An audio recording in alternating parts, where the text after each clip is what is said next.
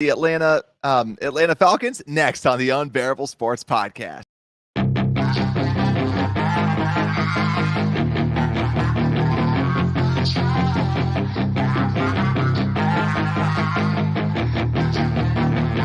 Yeah, she's got some nice long Welcome back to the Unbearable Sports Podcast. I'm your host, Brad Barron. Joining me, as always, Johnny PayPal.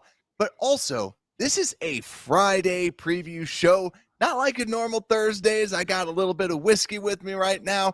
Maybe the reason why I messed up the intro a little bit, but it's going to be a blast. Thank you so much for coming back. Make sure to like and subscribe, rate the show 5 stars. You can also download the show anywhere you get your podcast. Just search for Unbearable Sports. Also, if you're a betting person, make sure to go out to betus.com and use our promo code Unbearable to get 125% back on your first deposit. So betus.com with promo code Unbearable. But PayPal, you were the reason why we were delayed. You want to explain yourself? Lo siento, sorry. Yeah, I was at the Packers game of all places. I was at the Packers-Titans game. You could say I brought a little bit of luck, to the game or something, because I was cheering for the Titans, obviously, and I think people were confused because I was a little bit undercover. I was wearing a Packers jersey, but I was still you traitor. Titans. So I didn't have a Titans jersey, and I didn't want to wear a Bears jersey because one of my friends was wearing a Bears jersey, and he was getting completely heckled out there, and Packers fans were not a fan of him. But it was a great time. I mean, you got to admit, Lambeau is actually pretty cool. I mean, I can't compare because I've never been to a Soldier Field game, but it is a cool atmosphere. It is a cool stadium.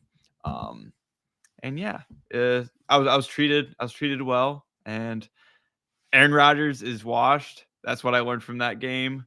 And yeah, I think the Bears, now our stock is up and their stock is down. So, and here's the thing. Awesome. Hopefully the Packers can just go like 50-50 rest of the season so they don't get a quarterback. Like right now they're at the perfect spot. They're the 12th pick in the draft. The Packers are, right? Like if the Packers are the 12th pick in the draft, they're not getting a good quarterback and they're not making the playoffs. So to me, this is a great year so far. And that's why we are going to be breaking down the Chicago Bears versus the Atlanta Falcons. But first, PayPal, we talked about this pre-show, and I got to ask this. This is going to be the question of the day. And I want everybody in chat, I want everybody listening to get in on this because I'm curious. So, PayPal, I was making some hot dogs the other day. And have you ever seen the top cut buns? I have. And you brought it to my memory. Like I totally forgot about them though. So everybody that's watching, like, what do you guys like, the top cut buns or just the normal cut buns? Because PayPal, what's your take? We'll go through this quick, but I'm curious. I want to take a little poll. I mean, I won't decline a top bun, top cut bun, but just when you see them, it just does not look right. Maybe it's just kind of one of those things we didn't grow up on with top cut buns, but it makes sense having a top cut bun. You just drop the dog right there and put all your condiments on there, relish and stuff. But I mean, it's odd. Exactly. It makes sense, but I feel like when you actually do it though, like it's not enough bread. It's just really not. It's just kind of the dog just kind of sits and the brat just chills on top. Not in there. It's really gross. Yeah. It's not, there's not enough bread on it for it overall, but I was just curious that wanted to start it off that way at least, but let's get into the show though. The actual show, break down the preview.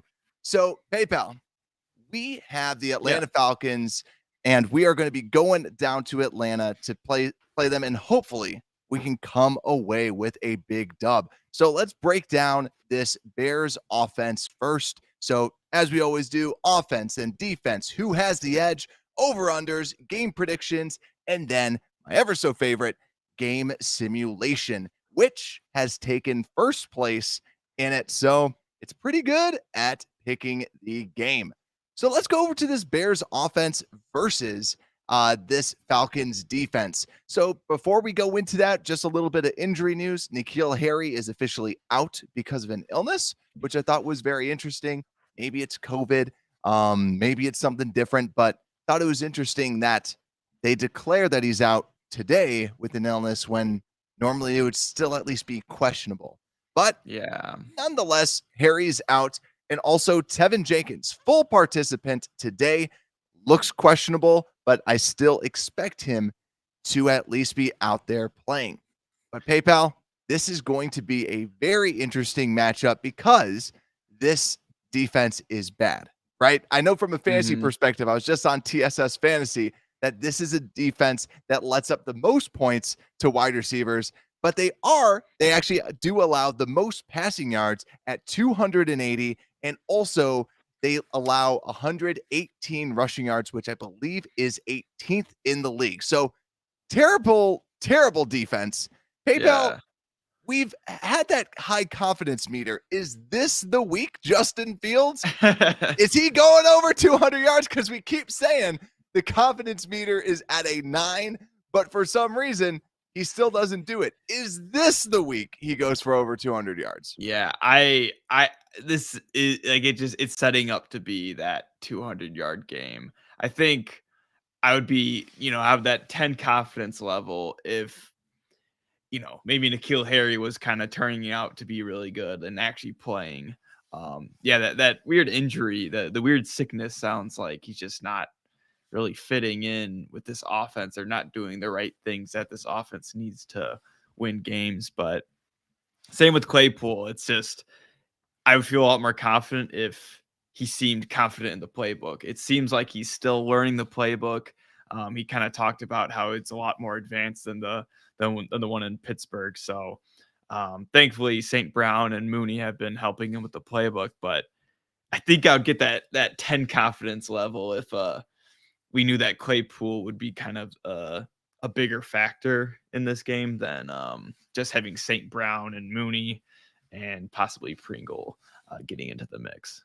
Agreed. I think that this is another week that Claypool's not going to get a lot of touches. I don't know if you've heard many of the interviews this week, but it doesn't seem like it's not surprising that Claypool's not getting a lot of snaps. It's his second week in a difficult offense. And yeah, they're not just going to give him the most snaps because he's the best player out there, which it seems why not?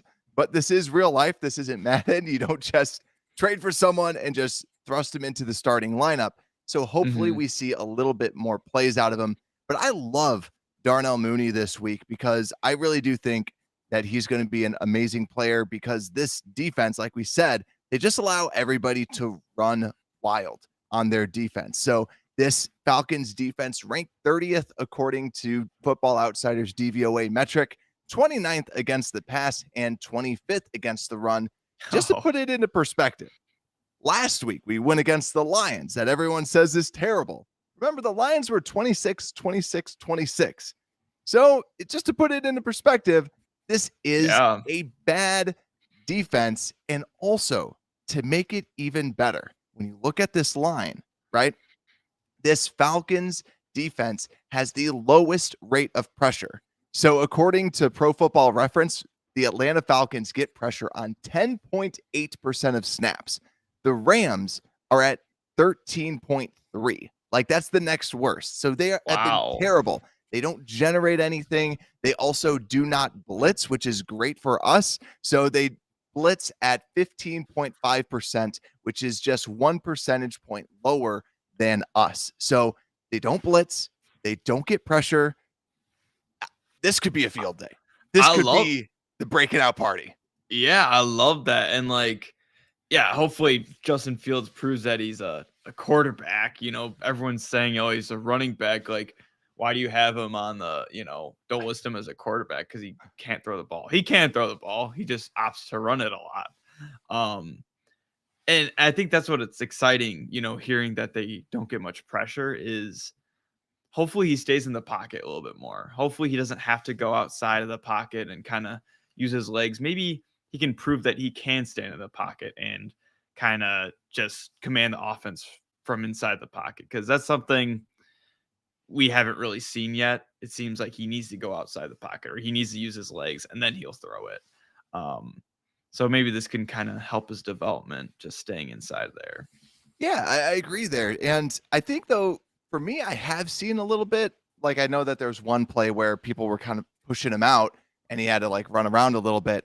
But I think the best part is that, like we were talking about, with the ability for them to pressure them, maybe they do blitz a little bit more from the Atlanta side. But Grady Jarrett is decent on the interior. And also, Taquan Graham has been playing decently from a run stuffing perspective on this Falcons defense. But really, it's like you have Grady Jarrett, and that's kind of it, right? You could say maybe Ebiketie, who is the person, if that name rings a bell, from Penn State. A lot of people wanted him. Ebiketie has not been the pass rusher that they kind of wanted on the edge that they drafted in the second round. So ultimately, our tackle should be holding up. Really, the only person to be looking out for is Grady Jarrett. And if they're not sending a blitz, yeah, I think that this is a perfect game for the Bears to really kind of see what they have with Justin Fields. And hopefully you can see something develop with Darnell Mooney. I really hope Claypool can be out there too, because if Claypool can be out there, then hopefully you can just start picking apart this very poor secondary. So that's what I'm excited about. But PayPal, you could go. Hey, I don't know what you're going to say, but I'm also excited about Cole Kmet. I don't know if you're going to kind of get into that, but he's one of those guys. I mean, he was just named the captain for this week, the honorary captain. And I mean, we see why. I mean, he's had 5 touchdowns in the past 3 games, and he's just been lights out. And he has the second highest touchdowns out of tight ends, behind the great Travis Kelce.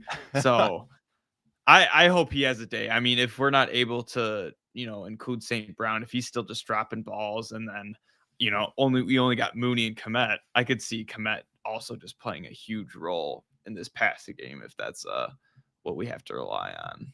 Yeah, I agree there. And I think, too, just Kmet has really come into his own. And what I love about this, and this is where I think it's going to be interesting to see how the Falcons attack, right? The Falcons don't blitz a lot. And a lot of the other teams, they do, and then they just turn it up a little bit more against Fields. I'm curious if they try to not blitz Fields, right? Because when people are sending the blitz, you have less people downfield to cover them. So if they're like, listen, we're just going to keep people back and force him to beat us with the pass, and you could throw 2 people as QB spies on the outside to really kind of funnel him. Say that. Right? Because the past 2 weeks, he's been blitzed about 50% of the time by the Dolphins and by the Lions. So maybe the Falcons are saying, well, they keep blitzing him and it keeps not working. We're not going to do that, right? That's what I would do if I was the Falcons, and that's where I'm kind of curious. Are they going to go with a lack of blitz approach? Because if I were to go with the lack of blitz, I think about Cole Kmet too. Cole Kmet has been so productive because think about it. If you're a cornerback, you're covering the wide receivers. But if you're a linebacker, you have to look at Fields and you have to look at who you're covering, because that's kind of your role. That's kind of your job. And I think about the touchdown, not the 50-yarder, but like that little 10-yarder that he had or so in the red zone. Justin Fields is going to the outside. They're playing a zone. A linebacker is sticking on Kmet, and he goes, all right, Justin Fields is going to run. And if he runs, he's picking up this first down. Now he has to commit. Now he has to run at him. And now that he runs at him, Fields just lobs it up. I feel like if the Falcons are smart, I'm pretty sure NFL coaches should be smarter than me, I would see what he does without a big blitz, right? Because he's been cooking the blitz before. Why not try to switch things up and truly force him to beat you with the pass, run zone, run to spies? And I know we're supposed to be really previewing the Bears, but that's where I'm kind of curious if they try to attack it in a different way, because it just has not worked. And hasn't that been pretty cool? I mean, Justin Fields was like, that was his kryptonite, was when teams blitzed him, he was like scared out of his mind. He just wouldn't be able to. He'd basically run into a defender, or he would try to escape, and it just wouldn't go well. He'd fumble the ball. He would just not throw the ball basically. And I remember that stat in the beginning of the year that he was just terrible against the blitz and man coverage. And now you just see the development. Like that's his strength. It seems like is when they blitz, it's like he knows what to do. He will elude you, and then like run out of the pocket, score a touchdown. Get like a 10-yard gain, get a first down. And that's something, Brad. Like they are the top seventh first down or third down conversion team, which I was like, that's like huge. That's like saying you're one of the best offenses in the league, and like I thought we'd never be talking about that.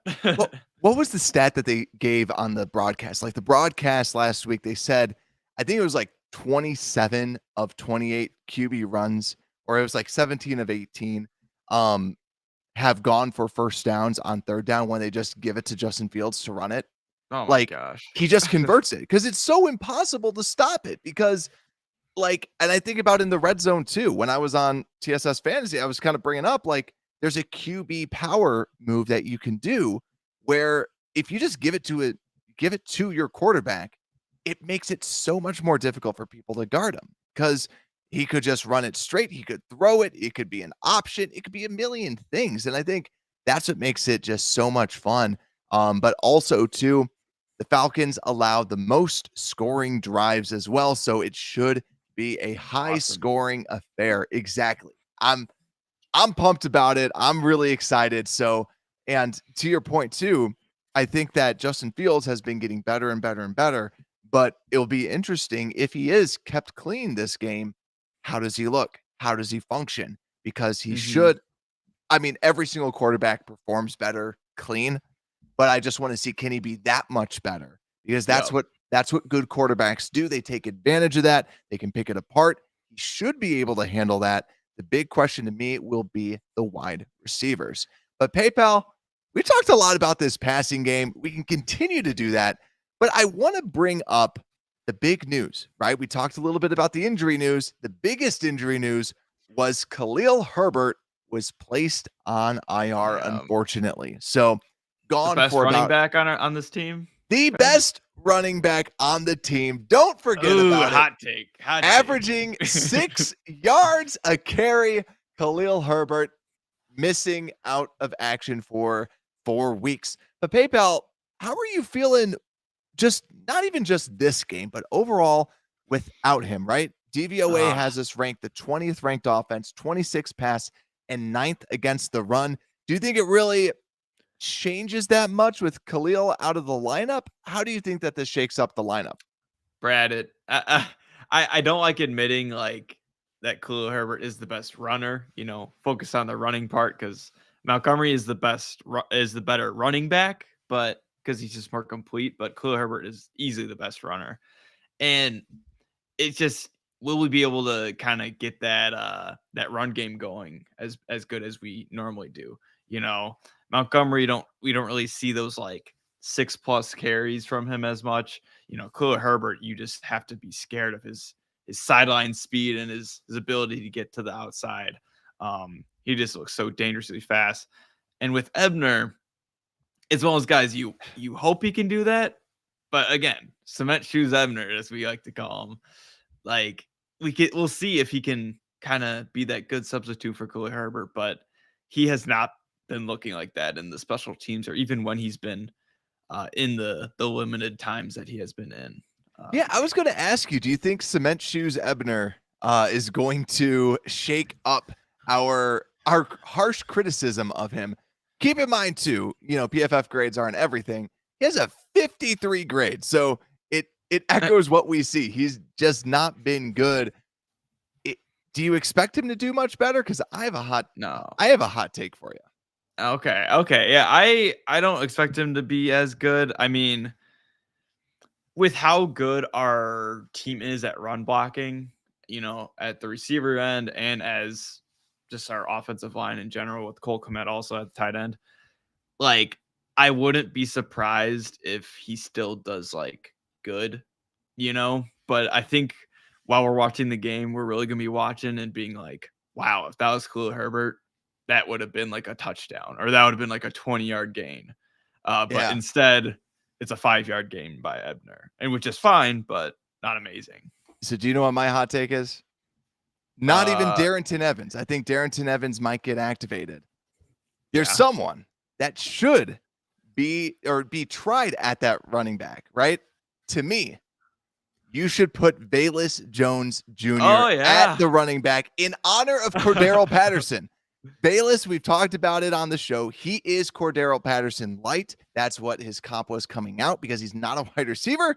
He was just a playmaker, right? He's got that speed. Why not? Right? And J-Rock's not high on Ebner as well. Like, it's like what we said. He's cement shoes Ebner, right? He's running with cement shoes on whenever he's got that ball back there. So to me, I want to see Velus out there, right? Why not? Mm-hmm. You have this wide receiver, and I would put him in the backfield. Like, you keep him out wide, and you have like, I would put like Montgomery out wide too, right? And then you motion Velus in, and they're like, what? And then all of a sudden, you just hand it off because now you would probably have a linebacker like on Montgomery out wide. And then when you move Velus in, then you'd probably have like a defensive back. That's what I would do. And I would try to put him at a running back, just try and get him game planned in to just keep them guessing because we've seen what Ebner's been able to do and it's nothing.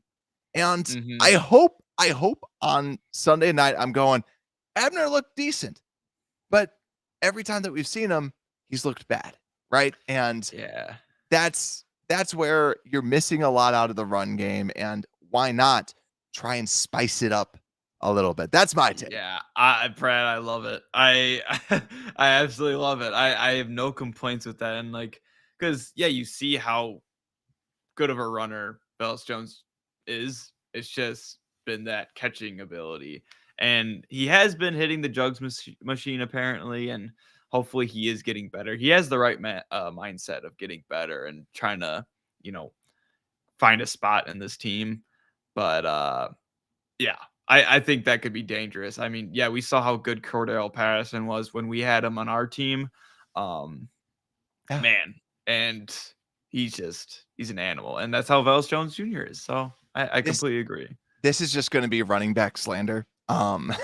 So if you are a running back lover, you probably will hate this take, but with Velus, he's just not a route runner, right? Like, and it just doesn't seem like, cause he's this big, powerful guy, very powerful, fast, just like Cordaralle Patterson, right? And you get the ball in his hand. He's not a quick person. He's that straight line, kind of like weaves. That's kind of how he runs. Like Cordaralle and Velus, they just kind of weave. They're not super, super quick. So that's where I'd say throw him back there, right? Like, just see what he's got because now he's not really running routes. All he's doing is just kind of doing some out wide stuff. And Tiff. Now, if Velus Jones fails as running back, he'll be sent to defense. Yes, exactly. Yes. I think it was Tiff that brought it up last time too in the chat where it was like, let's just have him run around, just making some tackles out there. Yeah, I mean, we need an edge player, so we can put him at edge and rush the cornerback.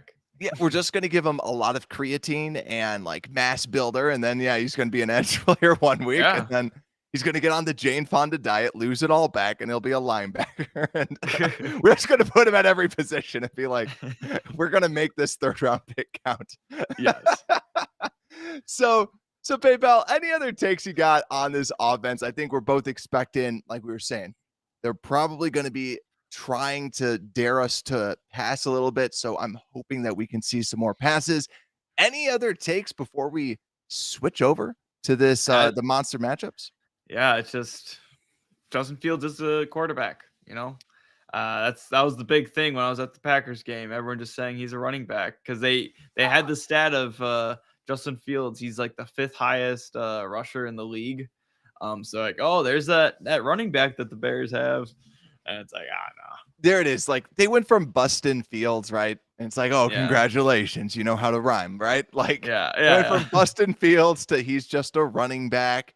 And I think that's the biggest lie. We see the progression. We see what he's able to do. So to me, I love it. I love to Mhm. see what he would be capable of.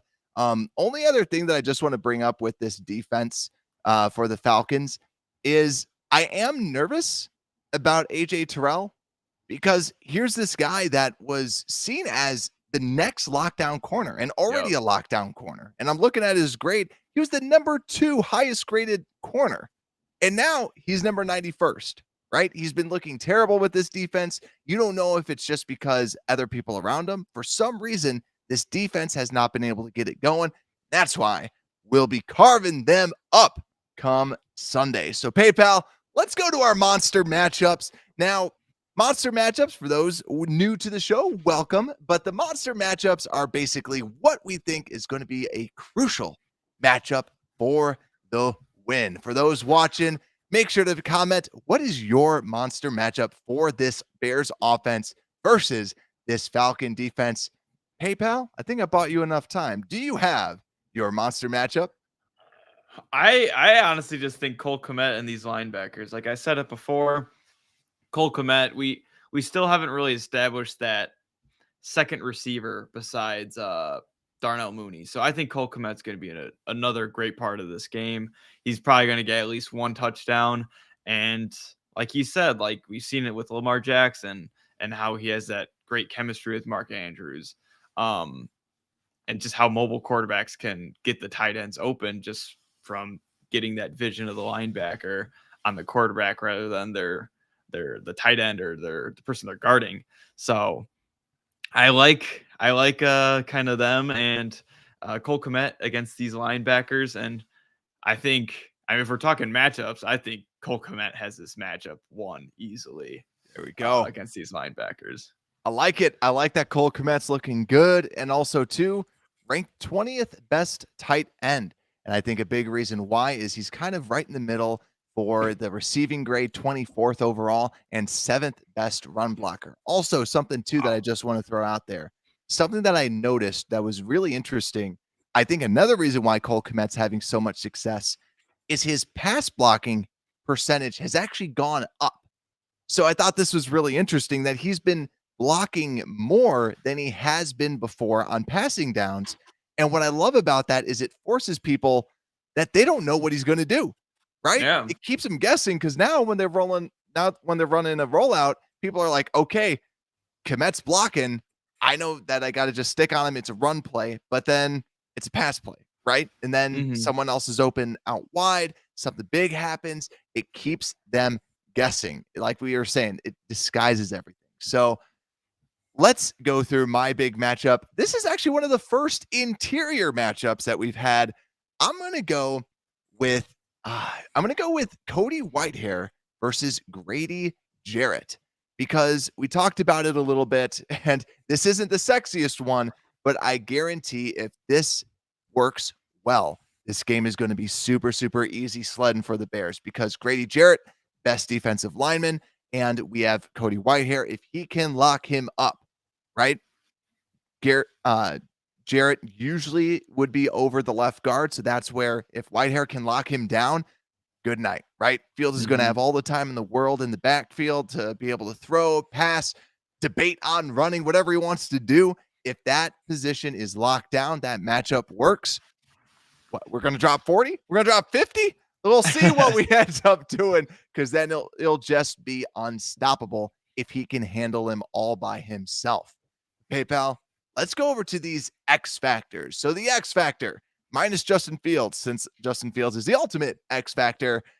What X factor do you have that can be key to this big game? Yeah, I mean, we did talk about it. We said the passing is kind of the key to this game because their passing defense is absolutely horrendous. So actually, I won't go to the passing. I think I'm going to the running game, Brad. I honestly think Dave Montgomery, he's got to be the person. He's got to step up. He's got to be that guy now. Like he's got to be that number one back. He's got to prove why he has been the starter for this team, and he can do it without his lightning. He's the thunder. And then Khalil Herbert's the lightning. So hopefully, and I think he will be able to provide that for us because we both don't have that confidence in Ebner. So I think he's going to have to try to get the bulk of the carries and not have Ebner out there. Because Ebner, too, we don't want him on third down. We don't want him on passing downs. He's been a terrible – that's what he was known for, terrible pass blocking coming out of Baylor. So, yeah, he's got to be conditioned this game, David Montgomery, because he's going to be playing a lot of downs, pass blocking and running the ball. Love that. And also, too, I think something that came to mind when you mentioned that, too, was I know that a lot of us were critical of Luke Getsy being very, very conservative at the end of the game because it was just a standard running attack then, right? Yeah. If we're up big and like when I gave my prediction on TSS, I said, like, I just expect the Bears to be running up the score. If they do that, you gotta step on their throats, right? You need to make sure that you can run it well. And Monty is to make sure he gets the yards. And this is huge for him.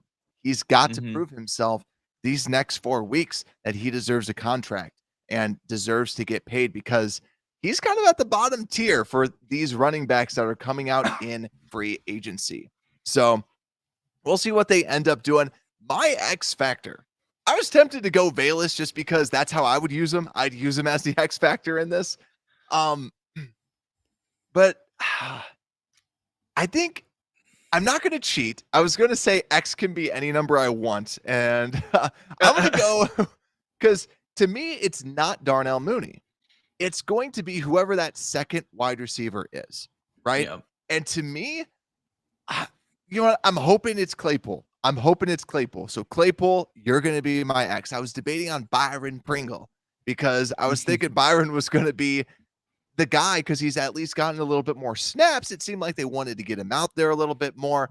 Claypool's going to be my X factor because this bad passing defense is probably going to say, let's let everybody else besides Darnell Mooney whoop us, right?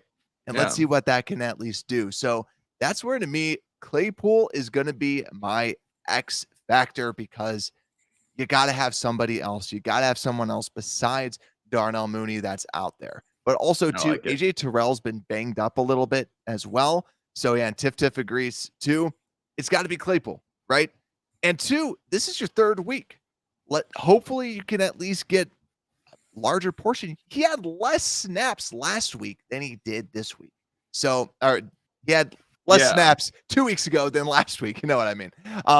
So he's got to just keep on going. He's got to keep being that big play threat and try and take the top off, right? When you got that speed going, it should do good things. But PayPal, it is time for me to attempt to do another ad read. So, you got moral of the story, use betus.com, code word unbearable, so that you can get 125% cash back on your first deposit. But life is back on sports bettors. BetUS has your NBA, NHL, NBA, UFC, PGA, and yes, NFL betting lines up for their 27th year and live betting on all it.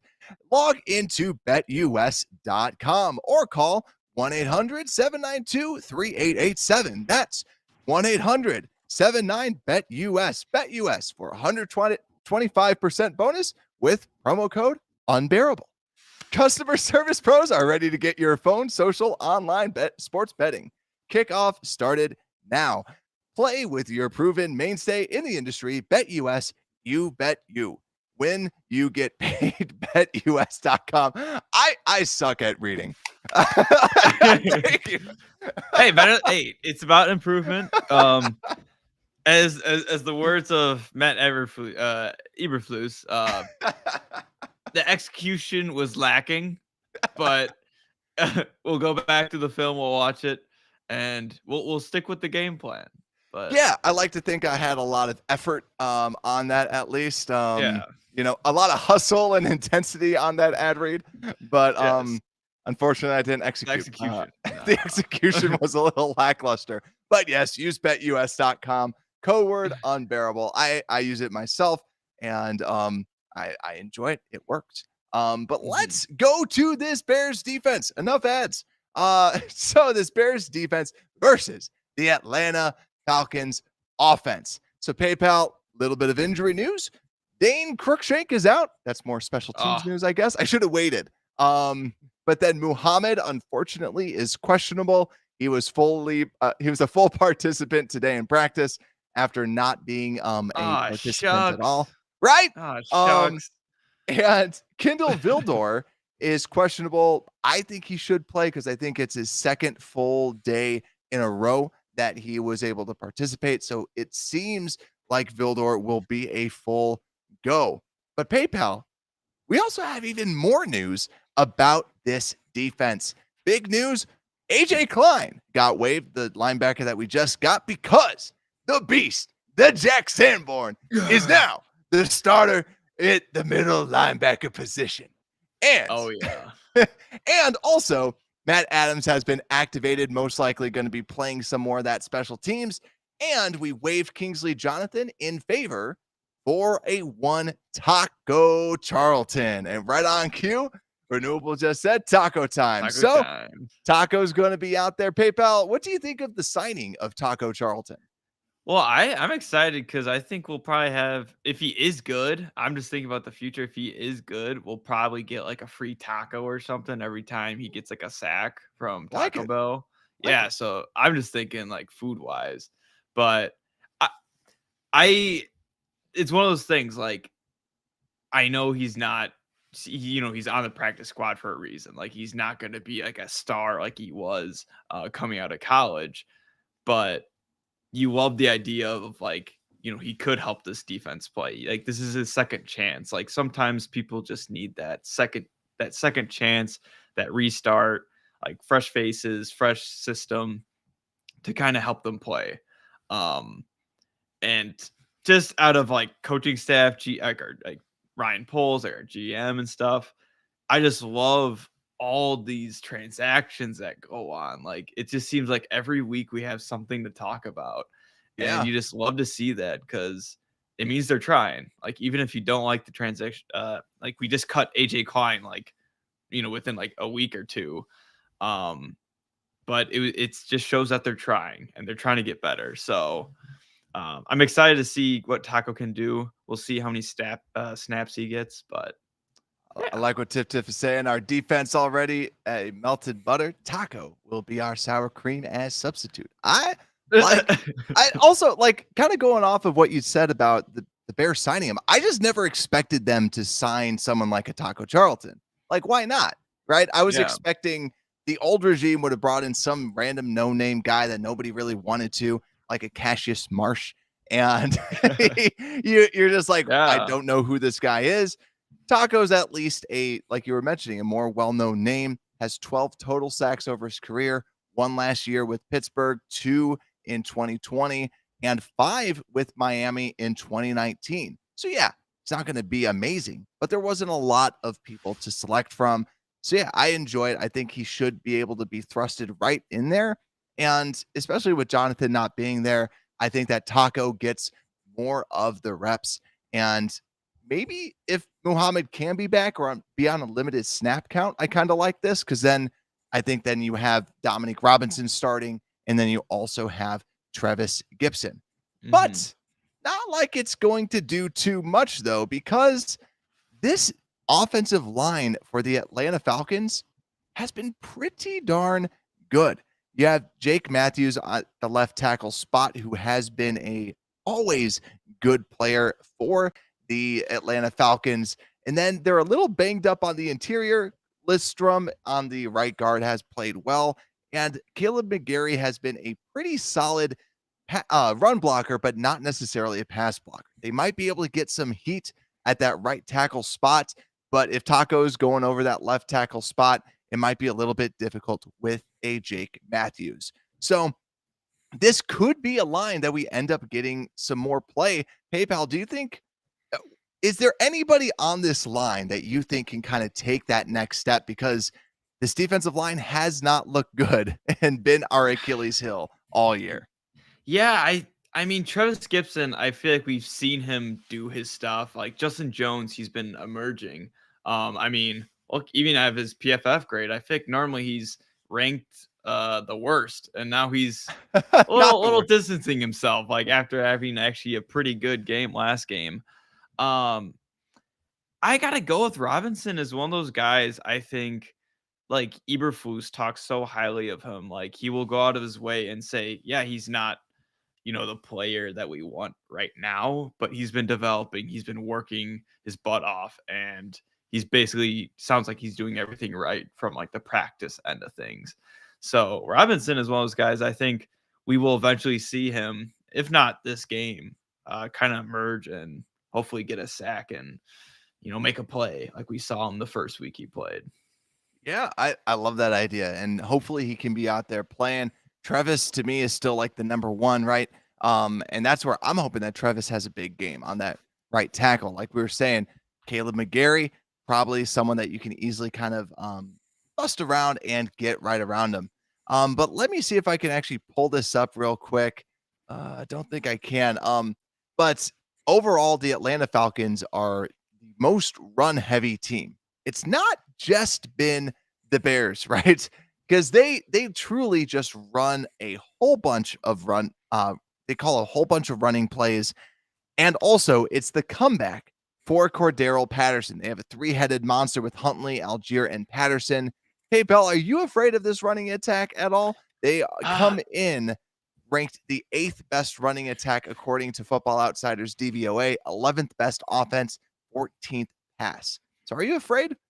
Yeah, they remind me a lot of our offense in a way. I think obviously we got the best we got a better offensive coordinator and we got a better quarterback at the helm. I mean, we got a future Pro Bowler on our hands, but like you look at the weapons, you look at Drake London, you look at Zacchaeus. I think Zacchaeus is one of those.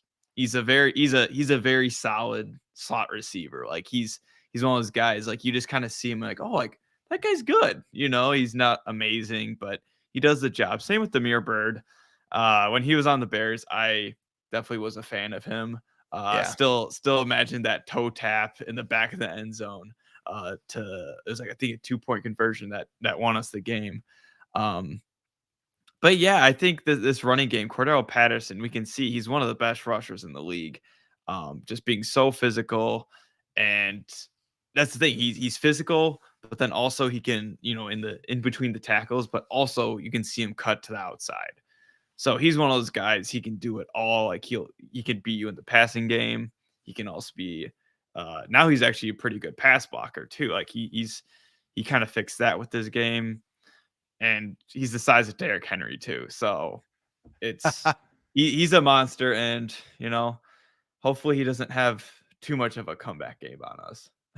Yeah, it will be interesting because like I think that him coming out of the backfield, him being that wide receiver, showing off those wide receiver moves, that's something that I'm definitely nervous about because this defense has been surprisingly good against the run since our beloved Jack Sanborn has been at the linebacker helm. Coincidence? I think not. No. Since Jack Sanborn has been the starting Mike linebacker, we have allowed 3.1 yards per carry in one game and then 3.3 in another game. Wow. Coincidence? I don't really think so, PayPal. So Jack Sanborn, though, is going to have a difficult day today, though. He's really going to be disciplined. He's really going to be tested. I think that they're going to be trying to attack him as much as possible. But I think, too, if you're the Bears, maybe switch over to like a Nicholas Moore. Like in coverage, do you try and have Morrow on him more? Morrow's a faster linebacker than Sanborn. Sanborn's not like as slow as Treston Ebner. But I think that overall he's been looking fast. Sanborn's been looking a lot faster than I was expecting. Exactly. And like what Renewable says, Jackhammer, I like that. Brings the pain. See, that's the thing that I love about it is, like I said, this post-game show, he just blows up the freaking play. Like we haven't had a linebacker that plays that way. We haven't. Like, no, whenever someone was running the ball, like Roquan would be like, you can take me on a ride for 10 yards that way, right? Yeah. Sanborn's just like, bam, and just smacks him in the face like he's like, I got to pay bills. Like, yes. he paid, Oh, he's a competitor, and I mean, we can't be as excited just us two. I mean, Badger fans and stuff like that. So it's incredible watching him, and it just shows like I think just coming from that Wisconsin defense, like he talked about it in his last interview, how he's learned so much from the linebackers before him at Wisconsin, and just how to stop the run. Like that's just how the Wisconsin football team is. They're just very physical.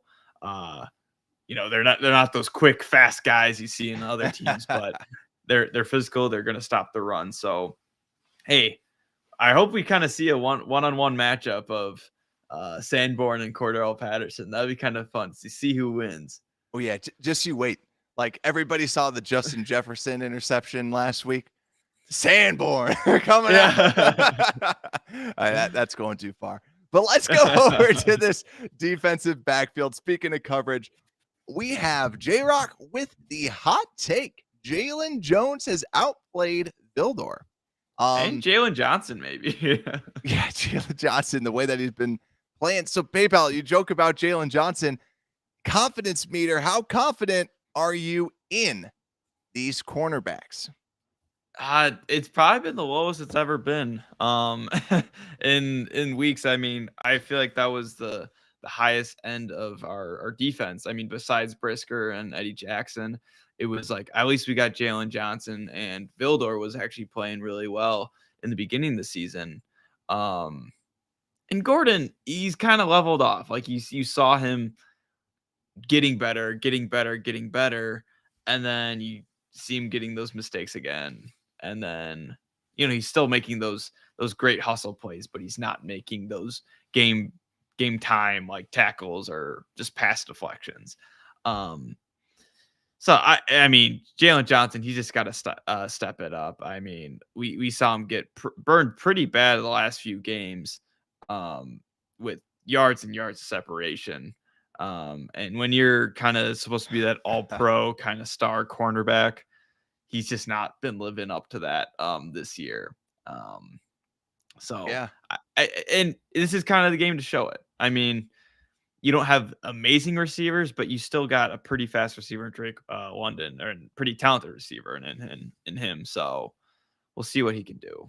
Yeah, I agree with you there too. Just because, like, I don't know, Johnson just looks a little banged up. Like he really does. And ever since he's come back from his injury, he's looked poor. DVOA has us ranked 29th overall. So they hate us. And third, and rightfully so, 30th against the pass, 26th against the run. And I think, yeah, it's not been a pretty sight for the Chicago Bears, not been looking great. And also, I kind of laugh when I look at the graphic that we have where it's the Bears defense and can kind of see where everybody's at. So for those that are listening, it's just your basic, like, here's what the lineup looks like out on the field. And I have Brisker and Jackson in the back. I just picture them being the only people that have looked really good out there. Just looking at everyone else being like, what the heck are you guys doing? Right. Like here we are. Yeah. And here we are playing well. What's everyone else doing? And I think honestly, Johnson, I kind of like the matchup this week because Drake London isn't the fastest, right? As long as he's on London, I really like that. It's a bigger wide receiver, not as speedy, but as we know, Bird, very fast. Zacchaeus is also another very fast guy. That's something that could cause us some troubles because those faster wide receivers, Jalen's had some issues with. Vildor's known for not being the fastest of people out there. I think ultimately it's going to be a very interesting matchup that can be won with some of their speed. Mm-hmm. Yeah, I think we'll see. I don't know about you, Brad, but do you think it'll be an upgrade if Vildor is in? Or like, we saw J-Rock kind of saying that Jalen Jones has been playing like outplaying Vildor. Do you think it matters if Vildor comes back or not? I don't think so. I do think that it matters that Vildor is back because I like Vildor, and part of this might be because everybody has suffered this massive regression back to the mean the past 3 weeks. And one of those that we haven't seen is Kindle Vildor, right? And I think that if Kindle Vildor is at least out there, hopefully this locks it up, because we saw this too with Jones. When Jones was out there, after the first week, he looked okay, and then people found him out, right? And Yep. people just started throwing at him, and people started abusing that. And at least, like, because to me, Vildor's like the perfect backup that you have, right? Where if he's in, you're like, that's not bad. But if he's your starter, you're like, okay, you can at least upgrade at that, right? And so I think if he's in there, that's what I want. I want Vildor out there. I want Johnson. I think then you kind of have that solid foundation, a little bit more solid foundation. Gordon still needs to keep getting better and better and better, but I like Vildor out there a little bit more. Hey, pal, we haven't even talked about Kyle Pitts. And Kyle Pitts, he's got all the talent in the world. But if you want to know a fun fact, when targeted, they are 13 of 30 targeting Kyle Pitts at home. And over the past 2 weeks, he's been targeted 7 times in one game and only got 2 catches. Then he was targeted 8 times and only got 2 catches. A lot of people are calling for Mariota's head because he's not looking good. Him and Pitts just haven't been on the same wavelength. Pitts is still getting open. It's just they're not able to capitalize on it. So that's going to be something interesting. Are these incompletions then going to turn into actual completions? Because if you're a Kyle Pitts fantasy owner, you're not happy with him, but you're probably even more not happy with Marcus Mariota, who keeps missing this ever so talented player. Yeah, it seems like Mariota, I was seeing he's a lot better in man coverage. So that's something we got to look out for. If we are blitzing, if we are bringing the heat, make sure maybe we do a zone blitz instead of a man blitz, because Mariota, he seems like maybe he just can't read. He's not as good against zone coverage. So that's something we'll look out for too as well. See if we're just playing a lot more zone instead of man coverage, because man coverage, I just think our team doesn't have, just in general, besides just this game, we just don't have that star talent at DBs that we can do that. So hopefully we stick to the zone coverage. You bring up a really good point though too, that Marcus Mariota, it's that difficulty with reading zone defenses. And we've talked about this in some of the other previews. When you have a bad quarterback, or a quarterback that isn't most intelligent, or a bad offense, they don't do well against this Bears defense. So that's what I'm excited to see, is that can this Bears defense actually get back on track, because Marcus Mariota is so bad. And I'm looking at this too. When he's under pressure, his PFF rating is 48. Kept clean is 72. So there is something to be said about this whole thing of getting the pressure on him, because you get him pressured, he's going to definitely suffer a lot more. He had 3 touchdowns, 3 interceptions compared to 9 touchdowns and 4 interceptions when kept clean. So Marcus Mariota not looking the best when he is kept clean. So we'll see or not looking the best when he's under pressure. So we'll see what happens. Are they going to send the blitz? Because when blitzed, he's also doesn't look as good as well. So I'm excited to see what we end up doing overall with this defense, and hopefully we can get back on track. We're going to be playing on some turf inside of a dome. We'll see if we play a little bit faster out there. But PayPal, let's go over to our monster matchups that we have out here. Monster matchups. What is your monster matchup this week? Bears defense versus this Falcons offense. Ah, man, Brad, I think I hinted at it a little bit before, and I think it's Sanborn against Cordaralle Patterson. I mean, Cordaralle Patterson's kind of that headline of this game, I'd say. Going back to Soldier Field, he's playing amazing, kind of comeback game. And also, there's a bunch of Bears players on this Falcons roster. I mean, we saw Jameer Byrd. I believe that old linebacker we had. Kwiatkowski. Kwiatkowski is also, Kwiatkowski's on there. They also have like 5 people on their coaching staff from the Bears. So it's almost like a reunion today for this game too. So, but Yeah, I think Sanborn, we've seen him, finally progress. I mean, we kind of talked about how he finally is doing his instincts. He's kind of running on those instincts instead of thinking like he was in week 1 or his first game when he was just kind of not playing the best. Um, that's a great one. Nano, his monster matchup is Bears versus the referees. Yep, that has been our biggest matchup for the past 2 weeks at least, has been the refs. So that's definitely going to be the matchup. That's the biggest matchup. But again, I think Sanborn, he's been doing great against the run, and I hope it keeps going, because if we force them out of this run game and force it into Mariota and force him to pass it, we're gonna be in good hands, because Mariota has, like we said, has not been accurate with the ball. Yeah, exactly. And I'm thinking about what mine's tough, because I'm even tempted to go like, is it Sanborn versus Pitts? But I feel like Pitts is going to do his. He's gonna get open. They're gonna have to throw it out there. It's going to be interesting. J-Rock has new Bears versus the old Bears. Exactly. Yeah. Demir Bird. They got, and honestly, that might be my matchup. I kind of joke about it. I'm actually, and yeah, Tiff says the refs are undefeated. Yeah, they got 2 dubs past couple weeks. I'm going to go Gordon versus Zacchaeus. I think that Kyler Gordon versus Zacchaeus is going to be the matchup. If I am the Bears, I am going to be matching up Jalen Johnson on Drake London because of just the pure speed, right? And then or the speed of Bird, you then kind of match up with Vildor and someone else kind of over the top. But you put your best person on him, you match him up like he did kind of Devontae Parker against the Patriots. And that's where Gordon versus Zacchaeus is going to be key.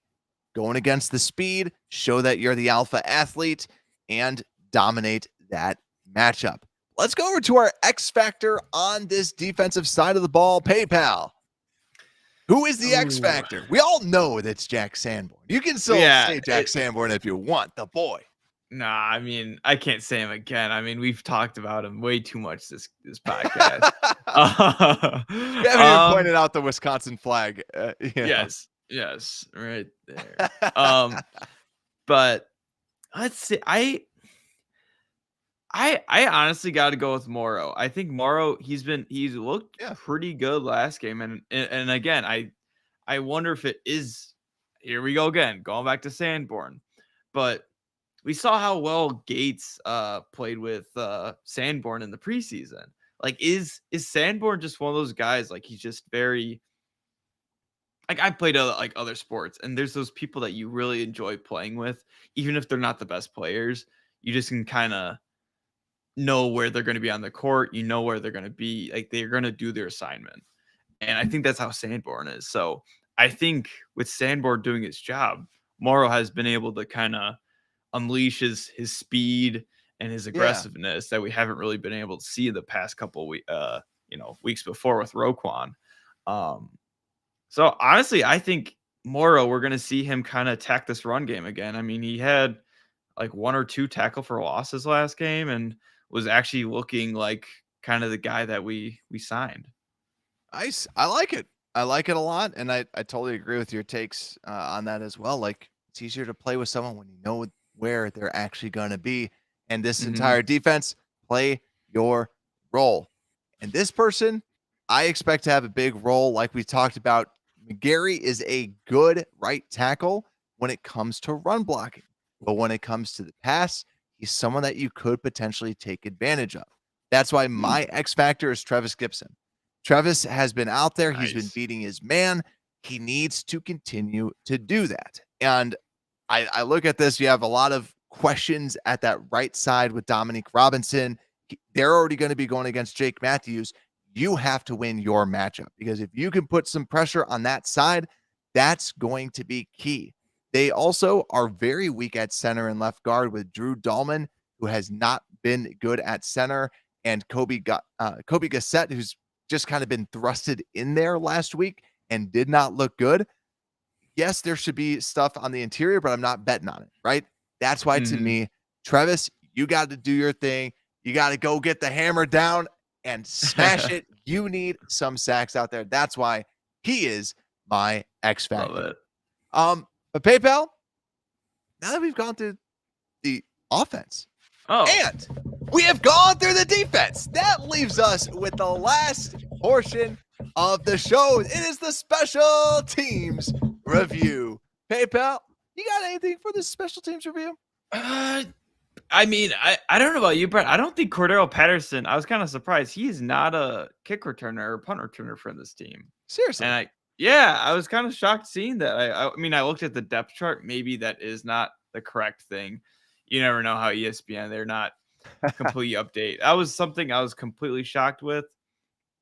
But besides that, I mean, without Khalil Herbert, I'm kind of interested to see, will we have Cement Shoes Ebner kind of returning kicks, or are we going to see someone else? Like, is Velus Jones going to be that guy that kind of takes that spot and gets if this is his chance at kick returning? So yeah, we'll see. That's a very good point. Is Pettis just going to get it, or are the Bears, Luke Getzey, friend of the show, listening in and being like, hey, well, maybe we should have Velus out there at that running back position, getting some snaps, switching it up. But yeah, I'm looking out there. Cordaralle Patterson has returned 4 kickoffs, but mainly it's Avery Williams that's returning it. Avery Williams, 20 yards, a kick return. Cordaralle Patterson, 28. We all know he's a beast. We all know he's amazing. And we'll see if they actually keep him back out there for the kick returns. But yeah, I agree. I don't know. Do you really think that Velus is going to be active though? Like, do you really think so? Or do you think they're just going to be like, it's just going to be Pettis punt return, Ebner for kick? With how Flus has been, I could see him not bringing him out there. I think he's one of those guys like Velus, like he needs to really show up in practice and do his stuff. So I couldn't see him out there. I'd be very excited if we do see Velus Jones out there, because he is one of those guys like we want to see him develop like in front of our eyes, but he just hasn't been showing up much. So it'd be cool if he was out there, but I think it's a low probability. Yeah, makes sense. We'll see, because I kind of go the other way. I would like to see them have Velus to say, this is your opportunity, man. This is like what you can do.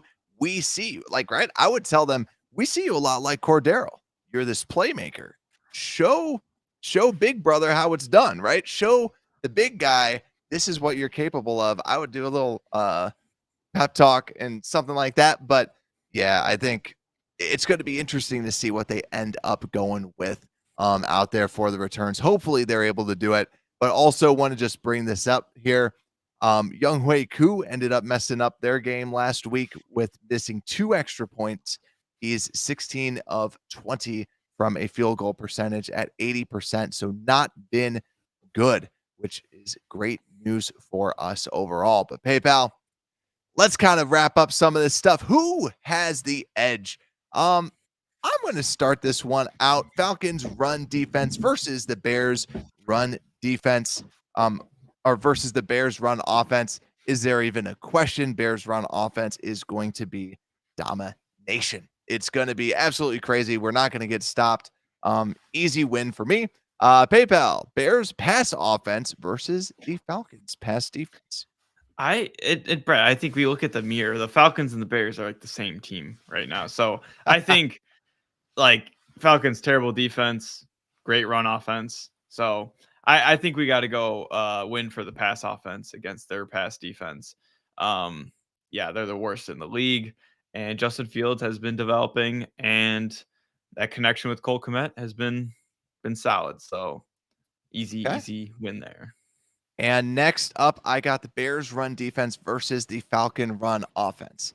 Now, this is something that is very interesting because Cordaralle Patterson has not averaged over 4 yards since coming back on the field.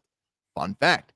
And also, I believe it was 3.4 yards against the Chargers run defense, which is the worst per average, which is, I believe, 5.4. so a whole 2 yards worse. They have not been efficient since Cordaralle Patterson's been back. And who's Mr. Efficiency? Jack Sanborn, who's been making but in all seriousness, the Bears' run defense has looked good. Now, I'm tempted to pick the Bears because that's where my fandom goes, but ultimately I think that the Falcons, one of the 3, is going to have a good game. And I think that's just what's going to happen. I got to give the edge to the Falcons. PayPal, you get to wrap this up. Falcons pass offense versus the Bears pass defense. I think, again, we just have to go with the Falcons pass offense, even though they got Mariota.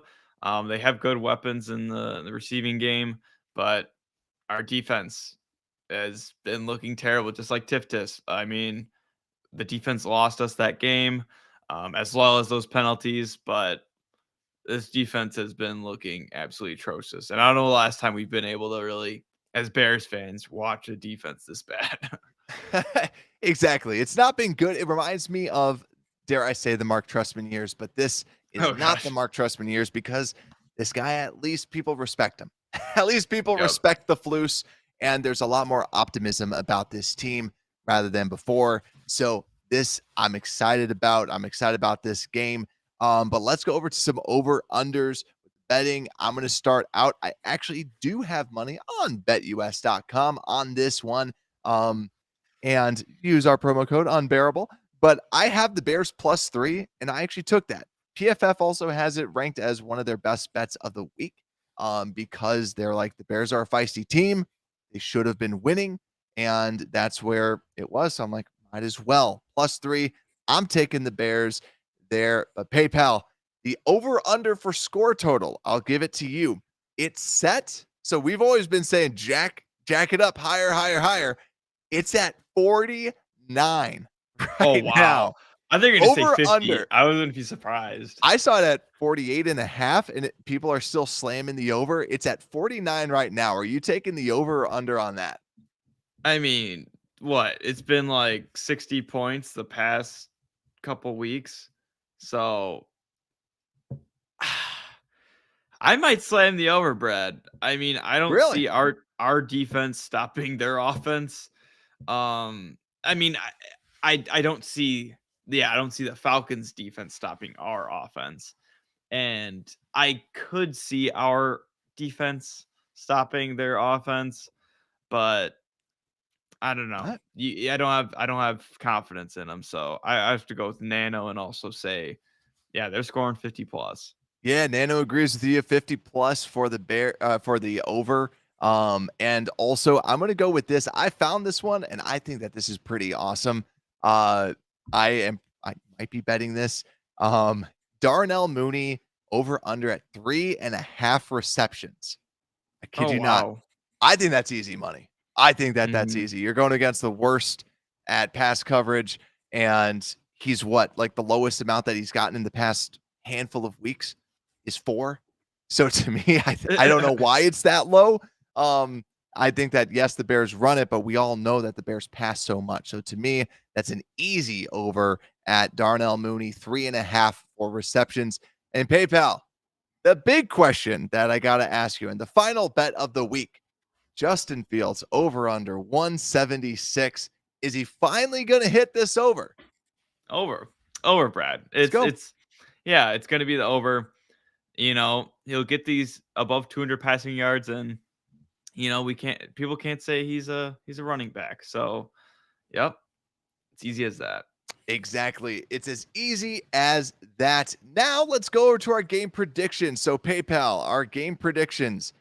We all kind of lost last week, but the only person that didn't lose was the simulation. We ran the simulation. Computer. Simulation is 7-3. I'm 6-4.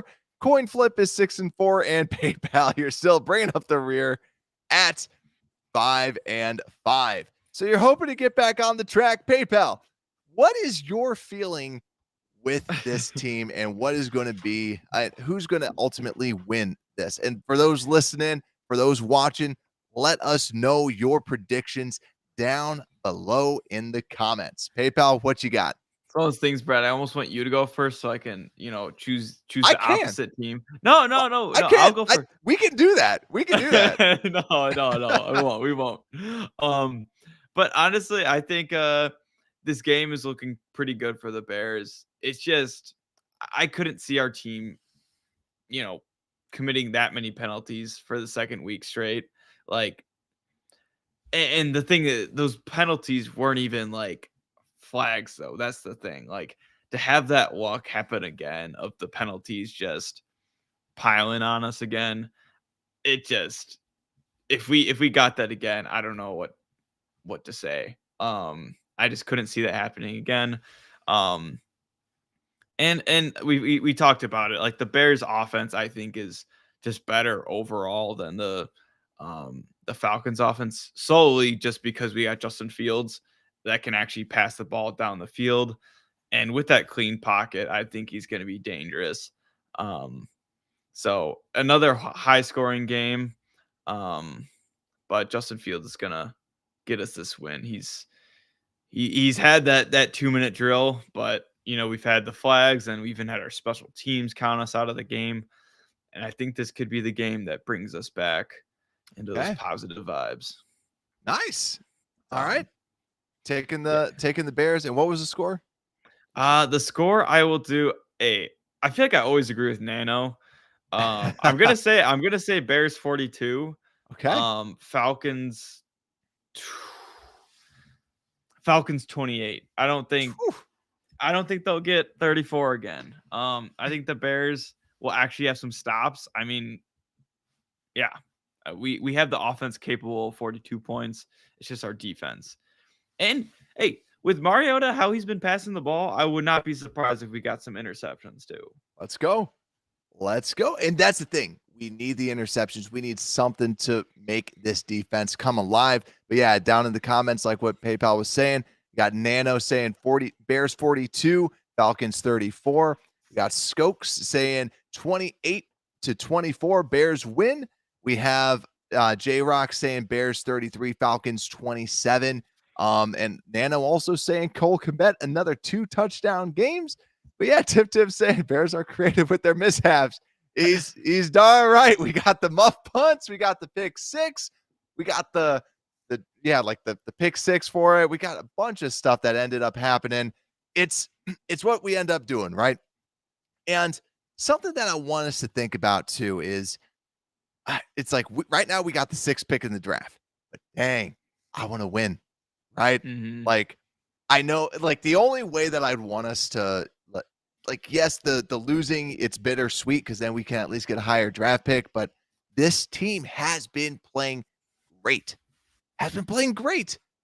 Like, so to me, the Bears, I think ultimately what I said when I was on the fantasy show, I was saying, I just don't think Atlanta can keep up with this high-powered offense, right? I really don't think they can because I think that the Bears defense will get a couple stops. And that's all it takes. You're already far behind on this, right? And yeah, the missed extra points as well. Like, I think ultimately this game is going to be, let's go Walter Payton 34-24. I think Bears end up winning handily because I think right now they're just so pissed off, right? Mm-hmm. And it's like, let's just take out our frustration at on the Atlanta Falcons. And I think ultimately they end up doing well. I think that Cordaralle Patterson probably ends up having a pretty good game.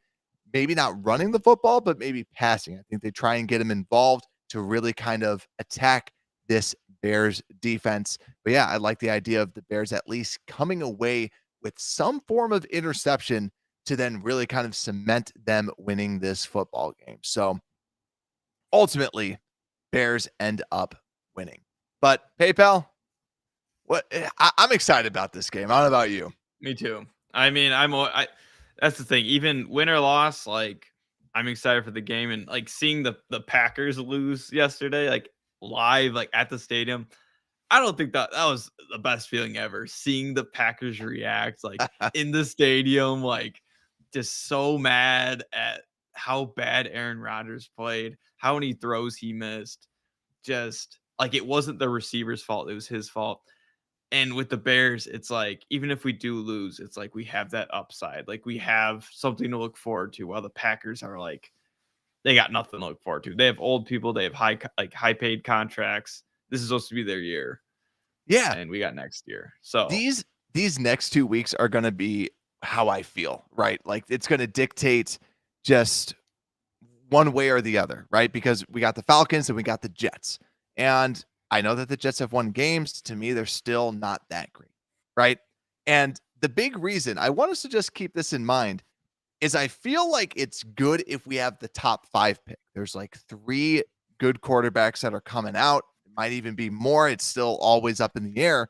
But if you can get Will Anderson, like we've been saying, and there's also another group of players as well, you could get some pretty good guys at the very, very top of the draft. But if you're drafting 8th, I think that's where you're just kind of like, you miss out on the blue chip talent. So I don't know if I can handle us basically losing out, is what I'm trying to say. Like, even if we're looking great, I think it's going to be a little bit tough. So let's root for these wins. And I think hopefully let's just try and keep this going. Thanks again, PayPal, for hopping on, making sure that we got to run through this on a Friday night. I hope everyone has a great weekend. Make sure to like and subscribe, rate 5 stars, tell your friends about the show. And with that, Unbearable Sports Podcast, we're out.